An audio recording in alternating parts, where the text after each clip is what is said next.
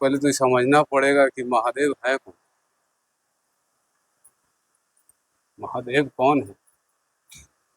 हम जो हमारे अंदर जो प्राण है ना, प्राण, वही महादेव, वही शिव है। आपके रूप में, आपके रूप में, आपके रूप में हमारे गुरु ही तो हैं बैठे हुए। वो प्राण जब उसी में निकल जाते हैं तब ना सब हो जाता है। मट्टी में दफनाओ चाहे जलाओ। शरीर पड़ा रहता है, लोग बोलते हैं चल गए, चल गए। और गुरु मानने की जो बात है, शरीर तो मानेगा नहीं, मानेगा मन। मन में ना बदमाश है। मने को नो समझाना है कि भाई ये जो पूरा जगत का ये जो खेल में लिपटे हुए हो, माया में लिपटे हुए हो, 8,000 का 16,000 मांग रहे हो। अरे जिनका पूरा सत्ता है, जिनके वजह से, जिन्होंने खाली इच्छा किया तो पूरा ब्रह्मांड, पृथ्वी, आकाश, वायु, अग्नि सब उत्पन्न हुआ। जिनकी इच्छा मात्र से। और जब इच्छा हुआ है तब ना हम लोग 5 तत्व बनाए हैं। तो 5 तत्व का शरीर भी तो है हमारा। और तब 3 वो गुण भी डाल दिए। भाई आप कुछ अगर सीखिएगा तो परीक्षा भी तो देना पड़ेगा ना। तो परीक्षा के लिए यहाँ पे आपको मनुष्य तन बोलते हैं कि देवता लोग भी तरसते हैं मनुष्य तन के लिए। कारण है उसका, कारण है। जैसे मन है हमारा, बात समझने का, शरीर हमारा सिर्फ माध्यम, लेकिन करता है सब मन। वही मन ही है जो शरीर से सब एक्टिविटी कराता है, सब क्रिया करवाता है। और मन जो है लिपटा हुआ है माया में। माया है नहीं, परीक्षा है हम लोगों का। असल परीक्षा है। हमारे प्राण में ही शिव है, महादेव है। हमारे मन को ही उनमें झांकना है, उनको ही अपना गुरु बनाना है। अरे जो इस जगत के पूरे सत्ता को बनाने वाले हैं, वो आपके लौकिक चीज को नहीं दे सकते हैं। घर, मकान, रुपया, गाड़ी, पैसा नहीं दे सकते हैं। जिनका सब कुछ है, अगर उनको हम पकड़ ले रहे हैं तो फिर आपको जरूरत क्या? वो तो सब करेंगे ना। और जब उनको पकड़ेंगे तो हमारा लौकिक माने इस शरीर से जुड़ा हुआ जो चीज भी हमको चाहिए वो भी मिलेगा। और पर हमारे महादेव भी हमको मिल रहा है। माने हमारा लौकिक और परलौकिक दोनों चीज मिल रहा है। और मानव तन मिला भी तो इसीलिए है कि खाली खाइए पीजिए, अपना वंश वृद्धि कीजिए, सब कुछ हासिल कीजिए और उसके बाद सब देश छोड़ के आगे चल दीजिए, इसीलिए मिला है थोड़े ना। असल जो काम है वो यही है कि उसी शिव को हमको खोजना है। हमने उन्हीं को गुरु बनाया है। वो प्राण के रूप में आपके शरीर में, हर एक के शरीर में, हर छोटा जीव जंतु पौधे के शरीर में वही है प्राण, वही महादेव। उनको ही अपने मन को रमाना है। रमाए कैसे? इतना सुंदर विधा भैया हरिंद्रानंद ने बताया, इतना सुंदर तरीके से, इतना बढ़िया तरीके से। उसी मन को उसी गुरु में लीन करके आंख बंद कीजिए, जैसे आपको देखना हो, उनको जो स्वरूप आपको नजर आता है उनमें मन को अपना लगा के उनसे ही दया मांगिए कि हे शिव, आप मेरे गुरु हैं, मैं आपका शिष्य हूँ या शिष्या हूँ, उस पर दया कर दीजिए। भाषा कुछ भी बोलिए, भाव क्या है? हे शिव, तू हमर गुरु है, हम तुहर चेला है, हमरा पर दया कर। वो मन जो है, मन उधर गिराइए। अब शरीर कुछ नहीं है, सब काम मन का है। तो मन को उधर जब गिराएंगे तो मन पे दया करते हैं गुरुदेव। मन पे जब दया होती है गुरु की, तो मन इस चीज को समझता है।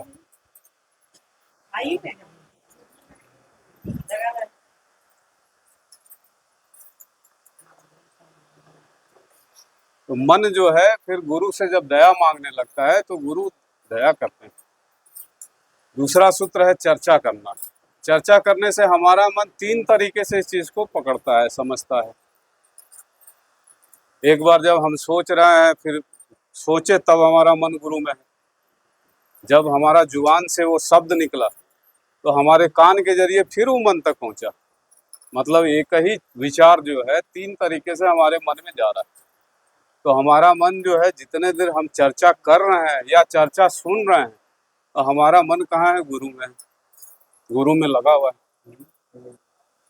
और तीसरा सूत्र है अपने गुरु को मन से ही नमः शिवाय से प्रणाम करना है। कम से कम 108 बार जरूर कीजिए, चाहे जैसे कीजिए, करमाला से कीजिए या रुद्राक्ष के माला से कीजिए, जैसे कीजिए 108 बार कम से कम जरूर कीजिए। अपने मन को गुरु में को रूप का चरण जो है, गुरु का स्वरूप ध्यान में रखते हुए उनको 108 बार कम से कम एक नमः शिवाय से प्रणाम जरूर कीजिए। उससे हमारा जो भी, जैसे हम जब धरती पर जब आए हैं, हम क्यों बोले पहले कि देवता भी तरसते हैं मनुष्य तन के लिए। देवता भी मनुष्य तन के लिए तरसते हैं, क्यों? क्योंकि एक मनुष्य ही ऐसा जीव है पूरे ब्रह्मांड में जो कुछ नया कर सकता है, कुछ नया कर सकता है। हम पता नहीं कितना जन्म लिए, कितना पाप कर्म अच्छा कर्म किए, सब कर्म का फल मतलब इतना किए हैं कि उसके लिए एक अनंत बहुत विशाल भंडार है गोडाउन। वो हमारा कर्म उसमें जमा है, उसमें अच्छा कर्म भी जमा है और बुरा कर्म भी जमा है। जब हम माता के कोख में आते हैं तो हम उसमें से जो कर्म जमा है उसमें से निकाल के हमको दे दिया जाता है कि आप जा रहे हैं धरती पे, इसको लेते जाइए, ये आपका ही किया हुआ है, इसको आपको भोगना है। उसमें अच्छा कर्म भी है और बुरा कर्म भी है। उसी को हम लोग प्रारब्ध कहते हैं, उसी को भाग्य कहते हैं। ये दो चीज जो है सब जीव में है, सब जीव के पास है, लेकिन मनुष्य के पास जो है एक और कर्म है, क्रियमान कर्म, मतलब नया कर्म करने का। अब जो भाग्य लेके आए हैं उसमें अच्छा भी है बुरा भी है। तो जब हम नमः शिवाय से गुरु को कम से कम 108 बार फिर कह रहे हैं, जब प्रणाम करते हैं तो हमारा जो बुरा प्रारब्ध होता है, बुरा भाग्य होता है, उसमें कमी आता है। न सिर्फ हमारे भाग्य में कमी आता है, बल्कि हमारे शरीर से संबंधित जो भी लोग हैं, हमारे माता पिता पत्नी पुत्र बेटी जो भी है, पोता पोती, इस शरीर से जो भी है, बेटा बेटी मतलब दामाद उमाद जो भी आप कह लीजिए, इस लौकिक जगत जो हमसे जुड़े हुए हैं, तो सबके भाग्य में कमी आता है। मतलब खराब जो प्रारब्ध होता है उसमें कमी आता है नमः शिवाय 108 बार करने से। कितना बढ़िया चीज। और जब 3 विधा से अपने मन को हम गुरु में साध रहे हैं, गुरु में लगा रहे हैं, तो हमारा मन कौन सा काम कर रहा है? गुरु के लिए अगर हम काम कर रहे हैं तो अच्छा ही कर्म ना हो रहा है, सत्कर्म हो रहा है। तो हमारा जो नया कर्म है उस संचित कर्म में क्या जा रहा है? उस सत्य अच्छा कर्म जा रहा है। अगर आपके अंदर भी वही महादेव है, आपको मन को हमारे वाणी से थोड़ा समझ मिलता है, आपका मन गुरु के तरफ झुकता है, तो इससे बढ़िया फल हमको क्या चाहिए? कुछ नहीं चाहिए। 108 बार नमः शिवाय से प्रणाम करने से हमारा तो प्रारब्ध कम होता ही होता है, और जो गोडाउन में जो पुराना पाप भरा हुआ है वो भी खत्म होता है। ये ध्यान में रखिएगा। तो कम से कम 108 बार जरूर से जरूर करना चाहिए अपने गुरु को प्रणाम। और कोई प्रश्न?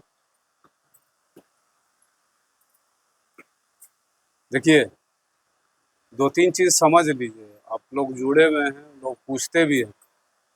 जैसे गुरु अपने शिष्य के सर्वोत्तम पक्ष को उजागर करते हैं। सर्वोत्तम पक्ष एक मनुष्य का क्या हो सकता है?